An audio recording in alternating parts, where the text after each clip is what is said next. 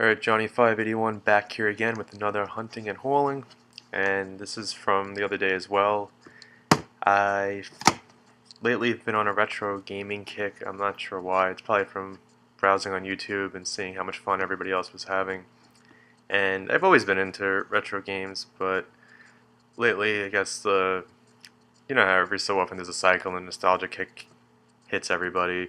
So I've always been very fond of the N64.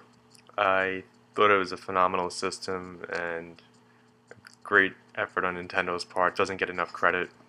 Not really sure why, but it probably has to do with the fact that they stuck with cartridges when everybody else was moving on to optical media. But N64 has tons and tons of great games, definitely worth checking out. Again, does not get enough credit. So what I did is I was in a local store, found some pretty cheap N64 games that I didn't have. I have a pretty decent N64 collection, but I had mostly focused on the first party titles or familiar franchises, and those were just ones I had from when the system first came out, but lately I've been trying to fill in the gaps. I don't know, maybe I'll try to make a run at getting all the non-sports games, but we'll see. There's not a huge library, so it's kind of doable compared to some of the other systems. First up, we have Midway's Body Harvest. Never played this one, but I always heard a lot of good things about it. I remember getting a lot of good reviews when it came out. It was put out by Midway, but the studio working on it, I think, went on to make a couple of the Grand Theft Auto games.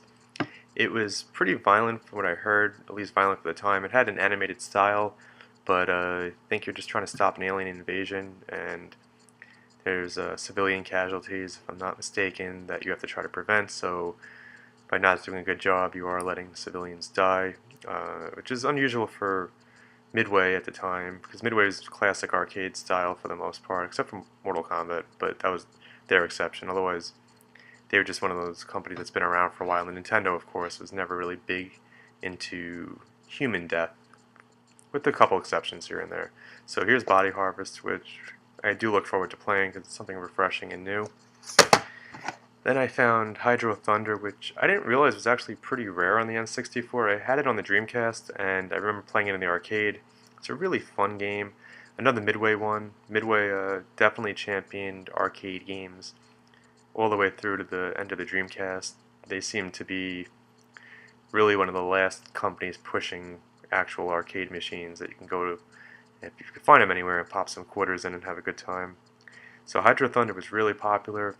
I didn't get the N64 version because I had the Dreamcast and I love my Dreamcast, but here we do have it for N64. I'm assuming it's the exact same game, but I looked and it did seem like a pretty rare game for N64. Not that it's worth that much money, but figured while it was there, I might as well grab it, because again, if I do decide to make a run at the whole collection, might as well grab the oddball games while I see them, which led me to Polaris Snocross. I'm not a big sports person, not too familiar with this game, but it just seemed like it was in good shape, pretty clean copy. Again, never played it, don't have it, always like to try new video games, so it's either going to stink or maybe it's a lot of fun in a game I missed out on the first time around.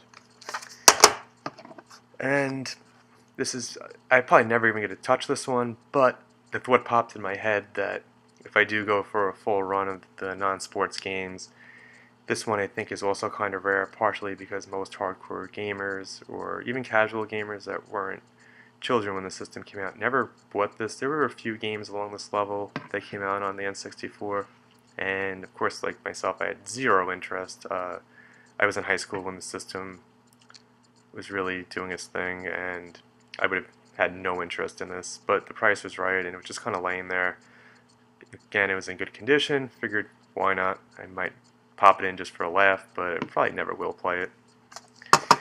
And the same store also had, for 30 cents, a VHS tape of WWF Home Video's The Rock, Know Your Role. This came out in 1999, height of the Attitude Era.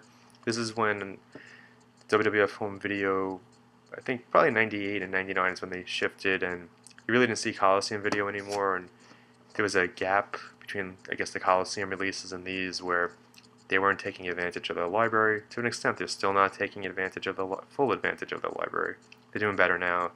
But they put out a bunch of home releases that weren't that long. They all featured clipped matches. Even the ones that actually said they were an actual event, they maybe had the main event in full, but 90% of the show was just clipped and highlighted because they had to fit it within the limitations of a VHS tape. But they still did a good job of compacting a lot of fun stuff.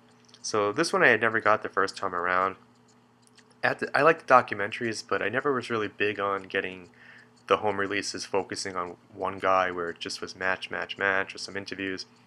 I've changed my opinion a little bit more now, but at the time I really rather see the whole event and see how everything unfolds. Here, this was a promo video really for The Rock, who was blowing up huge at this point as The Rock, and he did have some great moments, and I think this video pretty much has 98 and 99 material on it. I'm sure the match is a clip, but there were some great promos that I'm sure I have buried on some blank VHS tapes somewhere, but it's nice for 30 cents just to have something. It was in decent shape. There's a scrape along the back, but as a whole, WWF video for 30 cents. It's long out of print. I'm not really big on VHS for obvious reasons, but you can't really go wrong for 30 cents. That's it for this haul. Well, sure I'll have more in a few days. Thank you again for watching. Leave some comments. Keep subscribing. Keep watching the other videos. Check out the box break videos. Thank you again, and see you soon.